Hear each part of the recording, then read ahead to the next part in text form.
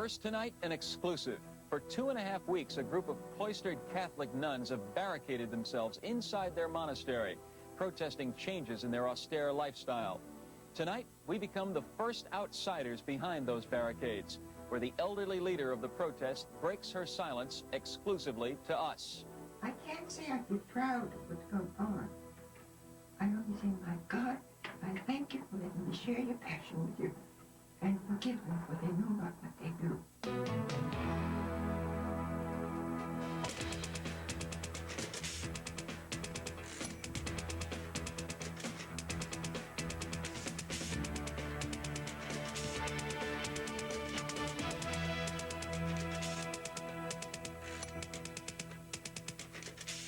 There's a standoff tonight in a small New Jersey town, but it's not your typical good guys versus the bad guys. This standoff is between two groups of Catholic nuns. Perhaps you've seen it on TV or read about it. It's captured the attention of the church and the world. 5 nuns, upset with the changes at their convent, have barricaded themselves inside, refusing to come out, refusing even to talk to their superiors. Tonight, they speak to us. We were invited exclusively behind those barricades. It's where we learned the two sides of this dispute, how it began and where it's heading. In a grove of shade trees just a few miles from the superhighway is a place gently removed from the passage of time.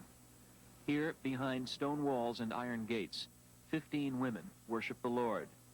Dressed in long brown robes and black veils, they live a life of quiet prayer. They are the Carmelite nuns, founded in 16th century Spain by a saint called Teresa of Avila. Teresa believed, as the nuns do, that solitude and meditation bring the spirit closer to God. As the town around them grew up and changed, the Carmelites didn't. Life inside these walls remained the same as it had for 400 years. An austere, remote life of silence. The Carmelite nuns follow a rule of silence. So strict is their prayerful life that even ordinary words are viewed as an interference. Then, 2 weeks ago, "Are you there? Could you just give us a sign that you're there, please?" the silence was shattered. Sister, please, one question. Please, we just ask you one question. One Sister, could you question. comment, Provide please? Sister, sister, one question, Sister, please. please, just one. Any comment? Have you prayed a lot since you've been there, sister? Sister, hello? Mother Teresa, if they had their answer in July when the bishop asked to move them, what was the point of Father Culligan's trip? I mean, was this lip service then? The nuns that no one noticed for so long found themselves cornered like animals by the media. Sister, Are you ever going to give up? Behind the iron gates, something had split these sisters. The media focused its attention. The dispute can be traced back 23 years. In the process of reform, the Vatican asked nuns around the world to change a little with the times. This convent did not change. So last year, Bishop Frank Rodimer of the Diocese of Paterson decided to speed things up. Rodimer stepped in and appointed a new Mother Superior at this monastery, Mother Teresa Hewitt, a Carmelite nun for 40 years.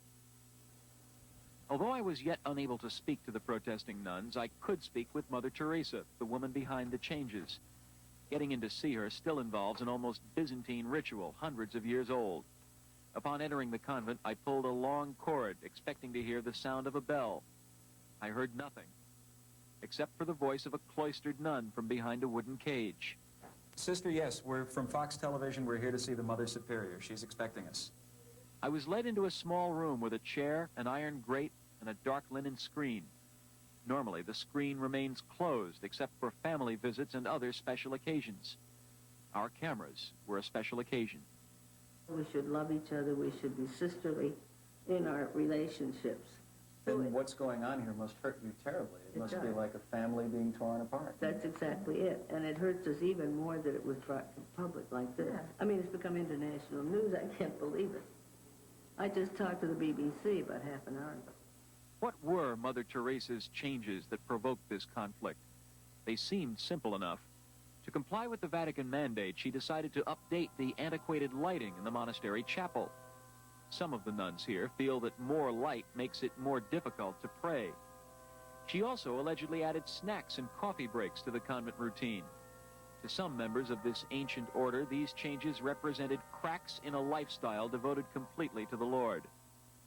Sister Eliane is this convent's only uncloistered nun. She is its link to the outside world. In the 15 years I was here, I never saw the enclosure door left open and people walking in and out the way they did. In fact, instead of ringing a turn bell, I walked in myself just to see what had happened, and I walked straight into the sister in the kitchen, who was rather astounded that I was there. And she said, "Why didn't you ring the turn bell?" And I said, "Well, the doors are all open, so I thought I'd walk in and see what would happen." And it brings again to fore what I've been saying. It is a conservative, liberal issue. A conservative Carmel would never have left the enclosure doors open. But by far the most talked about modernization has been the introduction of television. TV actually came to the convent a year before Mother Teresa did. Local friends would occasionally bring in a portable set for the viewing of a religious program. But when Mother Teresa arrived, she had a set and a VCR permanently installed in the monastery. We have it once a month, maybe. We never look at we don't look at the news. I've only looked at the news to see what you're saying. Never watched Wheel of Fortune? No. No, I never watch any of those things.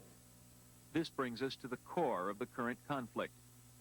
4 of the youngest nuns, looking for a return to the Spartan spirituality that drew them here, spoke up. Moves to heal the rift failed. The 4 nuns agreed to move to another monastery. They apparently were unable to find one that would take them.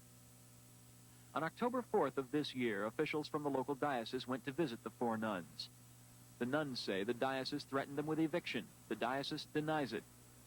Finally, 2 weeks ago, the 4 locked themselves in the convent infirmary, retreating to their cloister within a cloister, a world of traditional prayer, solitude, and silence. You would say then that these nuns are breaking their vow of obedience. I think I have to say yes to that because, you know, we've tried over and over and over not to have this happen. It was their deliberate choice. So here we have a convent under siege. 2 sets of women, 2 different views of prayer life. And for 2 solid weeks, the world's press camped on their doorstep. We were there too, just like everybody else. The protesting nuns agreed to talk only to us. I was escorted through a side entrance, past a small kitchen, and up a narrow, winding staircase. My contact at the convent told me 3 of the protesting nuns would talk with us. The 4th could not speak because she was caring for a 5th nun, an ailing 71-year-old former Mother Superior who recently had joined the protest. I was asked to take a seat at the end of a long hallway and wait. Finally, the faint figure of a nun appeared, and it was not what we expected. The ailing former Mother Superior had emerged from a sickbed to speak for all of them. We need God's help. This is the devil's work. I don't care who says it. Mother Philomena has been a Carmelite nun for 47 years. To interview her, we respected a long-standing tradition of the cloister. We saw her only through a metal grating and a dark linen screen that blurred her image. You know, when you're very close to death, you have a very, very different view of everything. To Mother Philomena, the dispute between the nuns is not about television or snacks or the lighting in the chapel. It centers on Mother Teresa, the woman who implemented the changes. I don't like to say she lies. I hate that word. But there are many untrue or false statements she makes because of her misconception of things. Well, such as, Mother? She does not know us. We have lived together. Now, Mother, I've been here 47 years. Mother just arrived, and I told her to say, Mother, you started over wrong. I speak to her with great reverence and great respect. I speak to her as a sister to sister who loves her dearly. And I said, Mother, I think you started off wrong. You put fear in us. The minute you came in and you started something, we would, that's what it's going to be. That's why I'm here. So naturally, we just crammed it back into our mouths. And we were afraid to say anything. They were actually physically being maltreated. This is what I mean.